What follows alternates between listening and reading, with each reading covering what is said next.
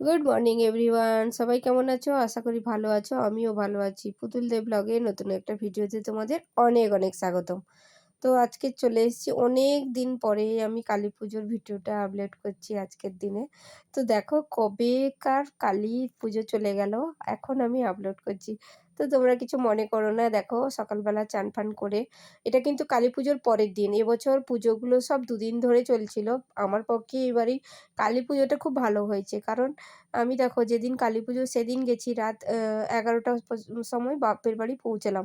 ওই জন্য তারপরের দিন সকালবেলা ওই যে মালাটা পরালো এইমাত্র পুরোহিত মশাই, ওটা 108টা জবা ফুলের মালা এখনো কুঁড়ি অবস্থায় আছে। আমরা কিনে নিয়ে আমি, আমার ভাইয়ের বউ, আমরা দুজন ছাড়া বাড়িতে কেউ থাকি না। ওই জন্যই আমরা এই যে সরু মতো দেখো সাইডে ডান দিকে দেখা যাচ্ছে, বাঁ দিকেও দেখা যাচ্ছে।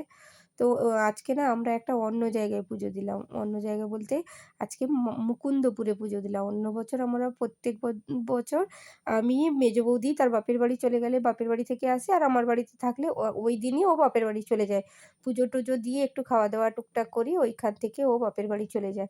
তো এই বছর যেহেতু আমি পুজোর দিন এসেছি, তাও রাত 11টার সময়, তারপরের দিন সকালবেলা উঠে চান টান করে আমি আর ভাইয়ের বউ বেরিয়ে পড়েছি। পুজো টুজো দিয়ে চলে এলাম। পুজো দেওয়ার পরে একটু রসমালাই আর একটু আইসক্রিম টাইসক্রিম খেয়ে টেয়ে ছেলে দুটোর জন্য কিন্ডার জয় আর মায়ের জন্য একটা বড় চকলেট আর থামস আপ নিয়ে চলে এলাম। তো তারপরে আজকে কিন্তু আমি সব কিছুই খাবো, ভাত টাত সব কিছু খাবো, কিন্তু পুজো দেওয়ার আগে কিচ্ছু খাবো না।